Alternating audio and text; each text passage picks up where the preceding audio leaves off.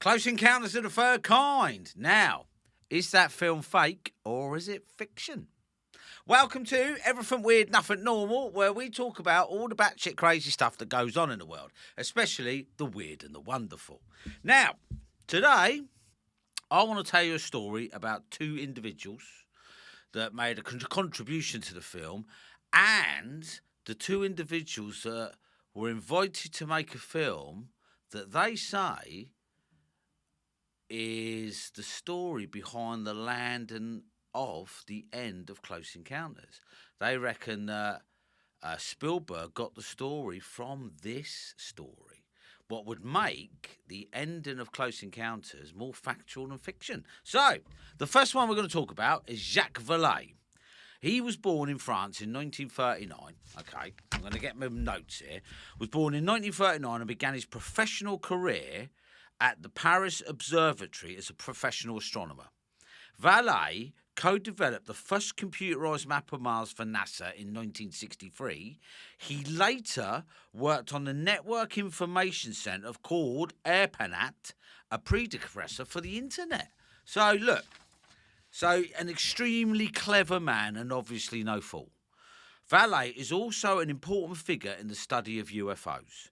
Vallée was first noted for his defence of the scientific legitimacy of the extraterrestrial hypothesis and later promoting the interdimensional hypothesis. Sorry, tripped my words there. The interdimensional hypothesis. That was a very brave move in those days. Scientists talking about little green men were normally ridiculed and made to look foolish. And let's face it, we know that is true. Now, according to Vallée, he sighted his first UFO in 1955. But it was 6 years later in 1961, while working on the staff of the French Space Committee, Vallée claimed to have witnessed the destruction of the tapes tracking an unknown object orbiting the Earth. At the time he observed this, the rockets that they had were not strong enough to get an orbital satellite up in heaven, up in the stars. So whatever he saw wasn't man-made. Vallée claimed that the unnamed superior came and erased the tape. The event contributed to Vallée's lifelong interest in the UFO phenomena. So thank you to that unknown supervisor who wiped those tapes. Because even Nick Pope says that if it wasn't for Jacques Vallée, the UFO scene as we know it, or the underbelly of the UFO scene, wouldn't be what it was today. In the mid-60s, like any other UFO researcher, Vallée initially attempted to validate the popular extraterrestrial hypothesis. In short, it's called ETH. Okay, now that means UFOs either do not exist, they're natural phenomena, or if they do, must represent evidence of a visitation from advanced race of space travellers. That's what ETH is. That's the basic hypothesis of it. However, by 1969, Vallée's conclusions had changed, and he suggested a multi-dimensional visitation hypothesis, like the apparent ability of UFOs to manipulate space and time suggests radically different and richer alternatives to just planet hopping. So, this man was well ahead of his time. And if you think of us nowadays thinking of UFOs as interdimensional as well as, space travelling, it crops up all the time. But then, I think he come up with the initial idea. So there you are. There's Jacques Vallée. Now, the reason I'm bringing Jacques Vallée into the light and talking about this fascinating man is because in real life, he was meant to be based on Lacombe. Lacombe is the French researcher in Close Encounters of the Third Kind. He's the one who gives, who questions the main antagonist in the film, played by Richard Dreyfuss. Okay, so his character is based on Jacques Vallée. That's cool, isn't it? Okay, now the second man I want to talk about, I'm sure you've all heard of him, is J. Allen Hynek. Now, an American astronomer, J. Allen Hynek is best known for his investigations of UFOs and his efforts to promote ufology as a legitimate scientific pursuit. And not just a stooge, because that's what a lot of people think of him as, a stooge for the American Air Force's Project Blue Book that I will cover in a minute. Okay, now, a brief history. In 1948, Hynek was asked to help the Air Force investigate reports of UFOs, including, and this is the one that got him into it, including one that described lightning-fast UFOs above the Cascade Mountains in Washington. Okay, and this was back in 1948. Hynek was asked to be the consultant on Project Sign. That's what it was called. The first one was called Project Sign, and combed through the reports and sorted them into categories. Now, the categories is actually the title of the film. So he came out with 3 categories, right? You've got Close Encounter of the First Kind, that is seeing an object. Close Encounter of the Second Kind is seeing an object, but the object leaving some sort of evidence, either radiation, burnt grass, broken trees, that sort of thing. And then Close Encounter of the Third Kind is actually meeting or seeing the inhabitants, the pilots of the craft. Okay. So he went through the categories, and obviously with all the reports that he was getting in, some were clouds, some were meteors, some were man-made objects, planes, aircraft, such and such and such and such. But there was 20% that he couldn't explain. But being the skeptic he was, because he was a skeptic in those days, Project Sign was over. The 20% was left undiscovered because he thought eventually something would come up. Yes, it was man-made. Yes, it was a meteorite. In 1952, with reports of UFOs still trickling into the government, the Air Force rekindled the operation but called it Project Blue Book. And Hynek was back in the fold, but this time he was allowed to go and ask questions. He was allowed to go and interview people, and he was allowed out in the field. While in the beginning, especially in Project Sign, he harboured plenty of scepticism managing Project Sign, he found his assumptions challenged by the rational recollection of witnesses and started thinking about the legitimate study of UFOs. So he started to think, mate, is there something behind this? In the 1960s, Hynek was now at odds with the stifling attitude of the Air Force. With new and intriguing cases coming in, he couldn't just dismiss them.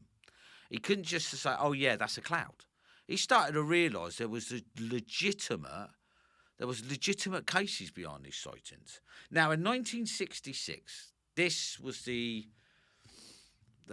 infamous saying. I'm going to tell you about it. In 1966, Hynek was dispatched to investigate reports of unusual lights in Michigan over successive nights. He felt rushed by the Air Force.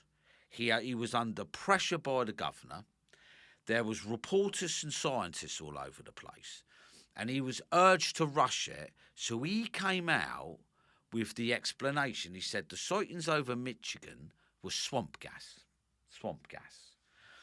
Now, that term has now become I love swamp gas. I love the term swamp gas. The term became a national joke, and the Michigan congressman thought the investigation was shoddy and a bit farcical. Hynek was called to testify and used the occasion to argue for more extensive transparency in the study of UFOs. And this marked his first public falling out with the Air Force. In 1969, Project Blue Book was dismantled and shut for good. And we all know now Project Blue Book was just a cover-up. They didn't want to tell you the truth. Out of the 12,000 to 13,000 sightings the Project Blue Book covered, 701 of them were still left as unidentified objects even to this day. And the 12,000 that were covered and did have explanations, it just seemed a bit fishy, didn't it, what they were saying? So Project Blue Book wasn't great. But Hynek continued his studies. And in 1973, he formed CUFOS, the Centre for UFO Studies. So obviously he'd been bitten by the bug and enjoyed some success working closely with law enforcement agencies. So he really did have a go. Now, the reason we're talking about Hynek is not because he managed to shake off his scepticism or become a legitimate investigator.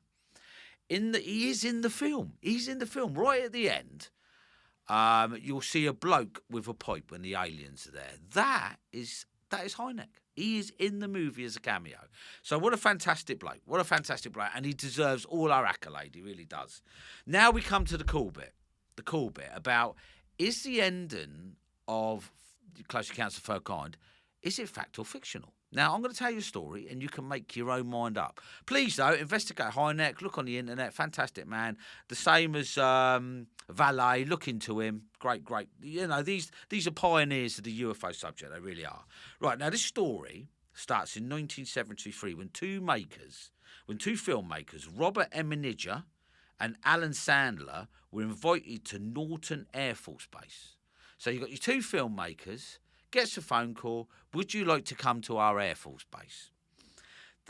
When they turned up, there were two military officers and a sound technician, and they wanted to talk about making a documentary on advanced research projects. They discussed a few projects. One of them was about UFOs.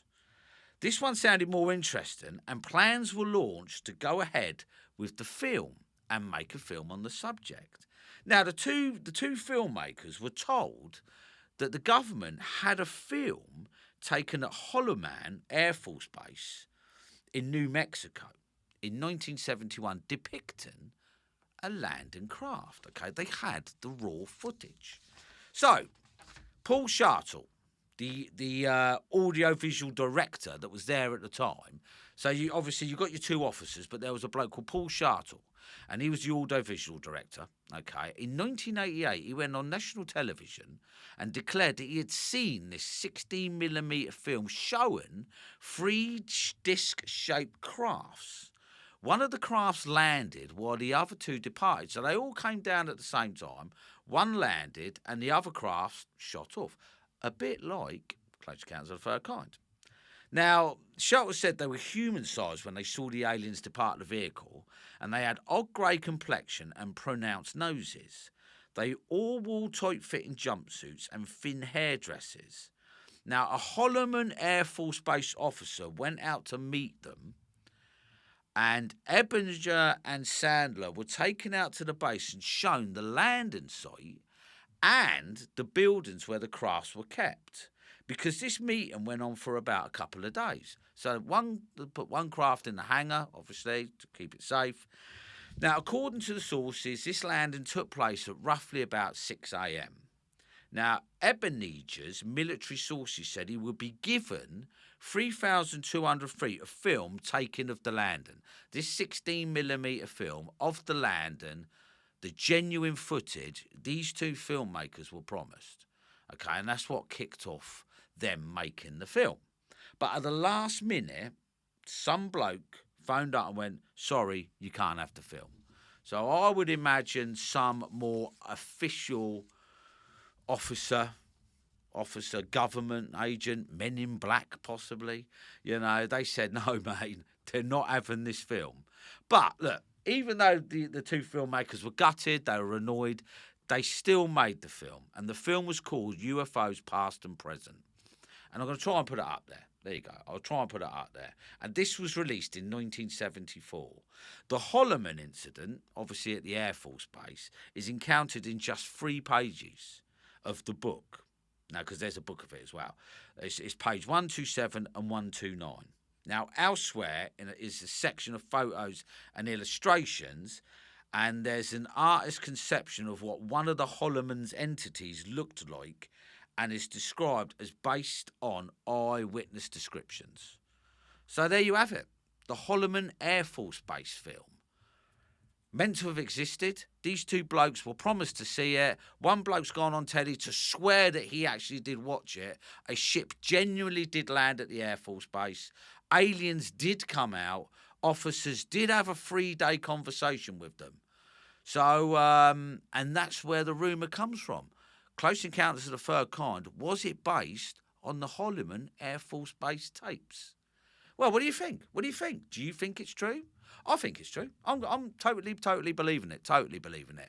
But look, if you know anything more about it, or you have seen the film, or you know any of the officers that were there, and I doubt very much you do, but look, drop me a line and let's discuss it. Well, look, thanks ever so much for watching Everything Weird, Nothing Normal, and please ring the notification bell. ding, and do the old, subscribe and follow buttons if you can. That would be fantastic. And then the next video I do, you'll be aware of it. Look, everything weird, nothing normal. Thanks for tuning.